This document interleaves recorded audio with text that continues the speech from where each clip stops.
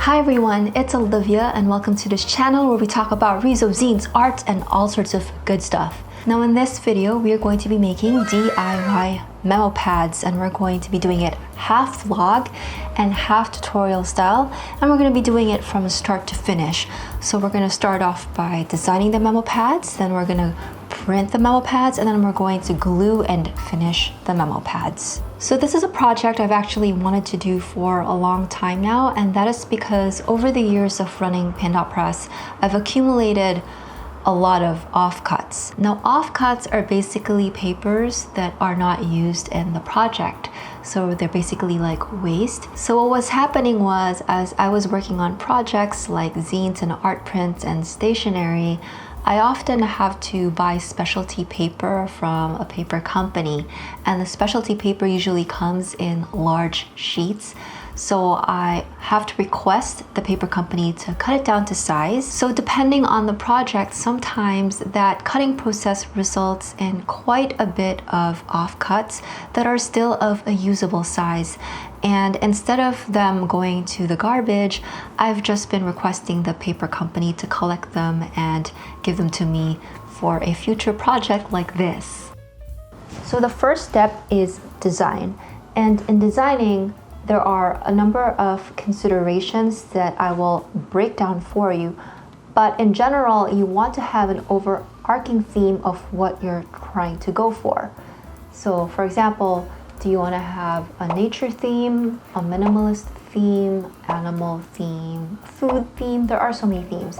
So pick something that you like and let's go from there. So if you haven't noticed, I am wearing a couple of cute strawberry enamel pins because I've been obsessed with strawberries lately, and so that is going to be my theme. Once you have a theme or an idea of what you want to do, then it's time to do some research. So a few sites that I like to use for this is Google, Etsy, and Pinterest. So while we were checking out some cute stationery items, I thought I would give you some useful formats that you might like to incorporate in your design. So some examples of notepads based on writing design are lined, plain, grid, and dot grid. I also saw some cute ones based on function like lists such as to-do or task lists, groceries, packing for travel. There are also planners and trackers like daily, weekly, monthly, yearly plans that seem to be targeted towards journaling, and habit trackers for water, food, mood, getting up early, and exercise. Some other specific memo pads are for doodles or being grateful, like a grateful list, book reviews, places reviews, recipes. And then there are also notepads that are based on art styles like a cute style or a minimalist style. So yeah, once you've gathered some references and been properly inspired, it's time to start the thumbnailing process. So in terms of reference gathering, I feel like sometimes we get bogged down by gathering references. Like we could just take forever just looking at pictures online, looking at ideas, looking at inspiration, to the point where we don't actually start the actual designing process. And I have been guilty of doing that, but at some point you gotta push on and you gotta start actually making the design. Thumbnailing is just small, quick sketches of ideas. For me personally, it's one of the most important steps in designing because I'm able to do it relatively quickly, which helps me be more free and creative in my designing. At this stage, I'm just trying to come up with as many ideas as I like without regard to whether it would be practical or look good. Later on, I will look at all my thumbnails and narrow down to a few favorites that I will show my friends and ask their opinion on. So yeah, out of the 18, I think I'm going to work on this one. I like this one. And this one. So I picked the two designs for a few reasons. First is, of course, I liked them and thought they were cute and would really be fun to use and write on. Second, maybe I just didn't search hard enough, but I didn't see any similar designs from searching online.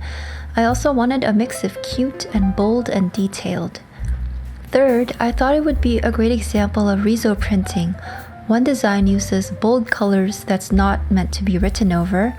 but you still can if you want. And another is light and subtle and is an all-over pattern that is meant to be written over. I think that one of the best things about Riso is that it's best printed on uncoated papers, and the high-quality paper that I have has a beautiful tooth or texture to it that makes it wonderful to scribble on, and you certainly can write over Riso ink, so I thought that would just be a great way to showcase that.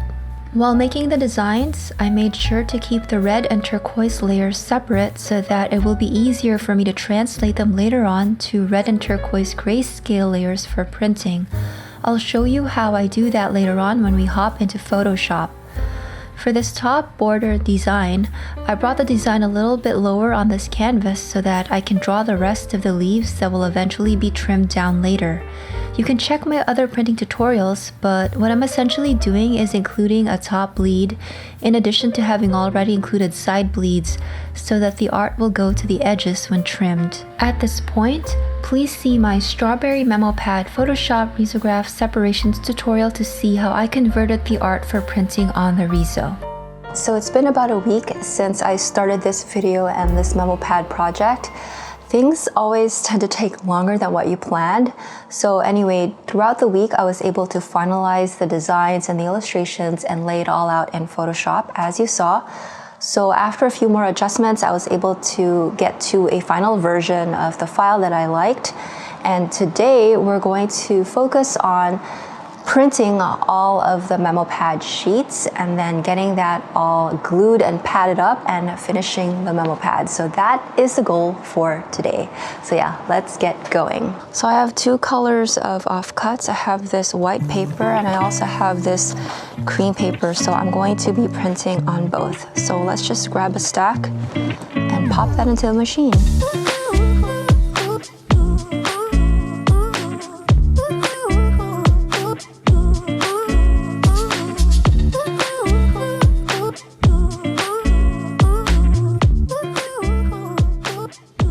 So now that I have finished printing two stacks, a white paper memo pad stack and a cream paper memo pad stack, it's time to trim up these memo pads. So they are going to be 5 by 5. So I'm just going to use the stack cutter over here to start trimming a bunch of memo pads. I also wanted to add some stiff backing to the memo pads to make them easier to write on. So I have these pieces of chipboard that I'm also going to be cutting to size, and I'm going to be gluing them with the memo pads.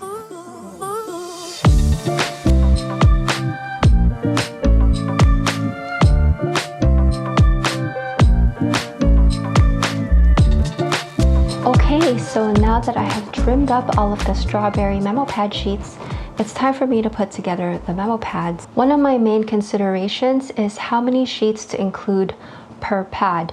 I want to maximize the number of sheets that I include per pad while also making sure I don't go over the grammage that would cause my shipping rates to jump, because I do want to sell these at the Olivia and Pin Dot store eventually. So to give myself a bit of a buffer, I'm going to try to put as many sheets as I can to make 80 grams per pad, and I'm going to include both designs. So the way I put it all together is that the memo pad has to be 80 grams total, and I weighed the chipboard, and the chipboard was usually around 6 grams.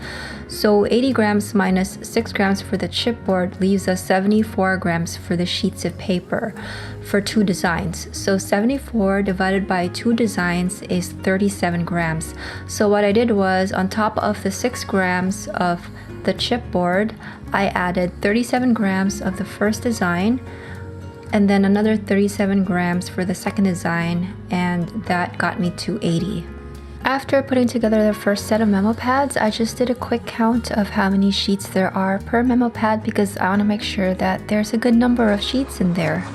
Okay, so there are about 23 sheets of each design that go into each pad. So that's good.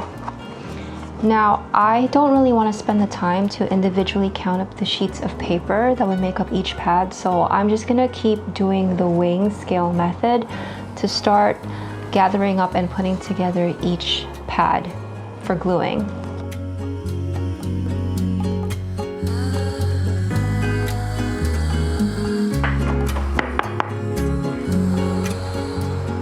To put together the memo pads, I use the following supplies.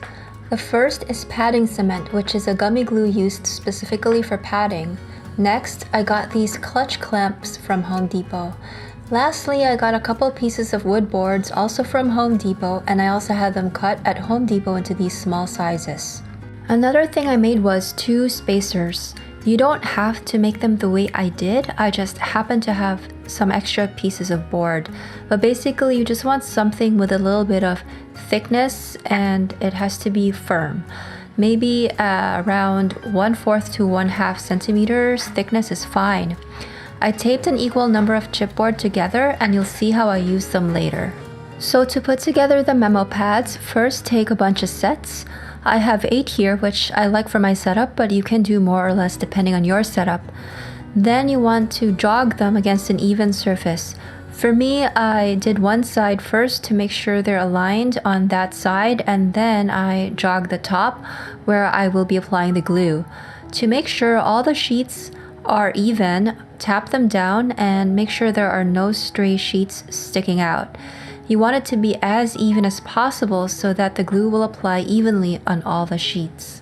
Once the sheets have been properly jogged and aligned, with the top still down on the even surface, I put my spacers on the front and the back where the boards will go and place the boards on the spacers and sandwich the memo pads between the boards. So basically the boards don't directly touch the table, they're sitting on the spacers higher than the memo pads which are on the table. Then I take my clamp and clamp both boards up to hold the whole thing together. You want it to be tight, but not too tight. I usually make mine just tight enough so that it doesn't come apart when you move or flip the whole contraption over.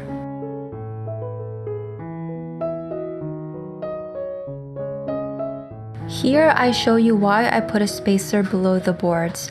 I use the spacer so that when I lift the whole contraption, the memo pads stick out slightly and there is an overhang of the memo pad sheets over the press. The overhang allows me later to place glue on the pads without getting the glue on the boards.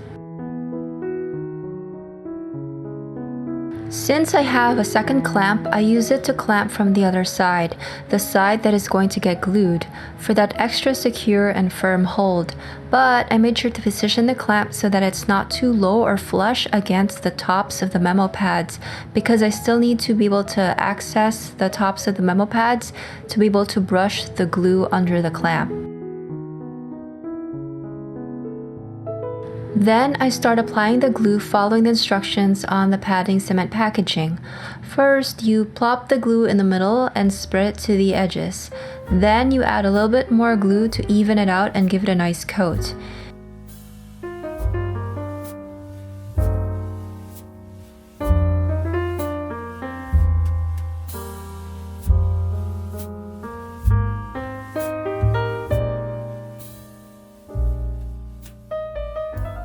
If you want to have an extra strong padding, you can wait a few minutes and apply one more coat, which is what I wanted. So after a few minutes, I did apply the second coat, but this time I added a tiny bit of green acrylic paint to the glue to tint it, and then applied it so that the padding will be a cute green color to match the memo pad.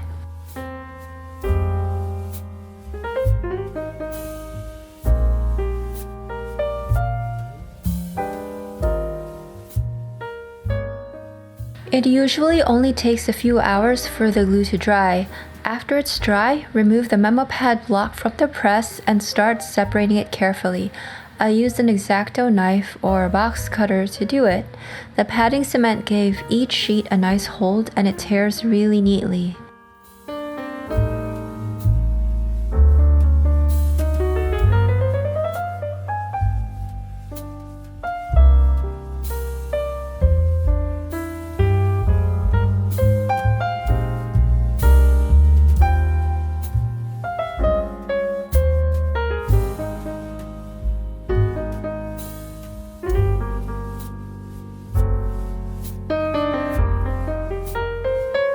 And finally, here's some test writing on the memo pad on both designs. I tested them with a ballpoint pen, mechanical pencil, fountain pen, a Staedtler twin color marker, and an ultra fine point permanent black Sharpie.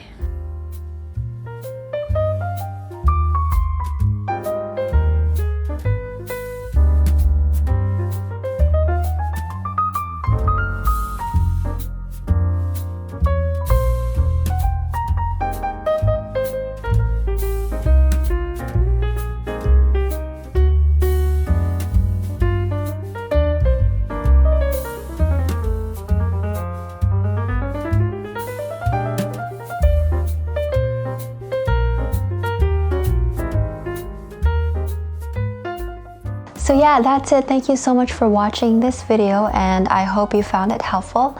And if you did, and you would like to support this channel, please consider going to the Olivia and Pin Dot store, where I will have these strawberry memo pads for sale. I did make a limited number of them, so if you or someone you know might like them, please consider supporting this channel by making a purchase. But yeah, if you like this video and you want to see more, please give this one a like, subscribe, and leave a comment in the comment section below, and I will see you in the next one.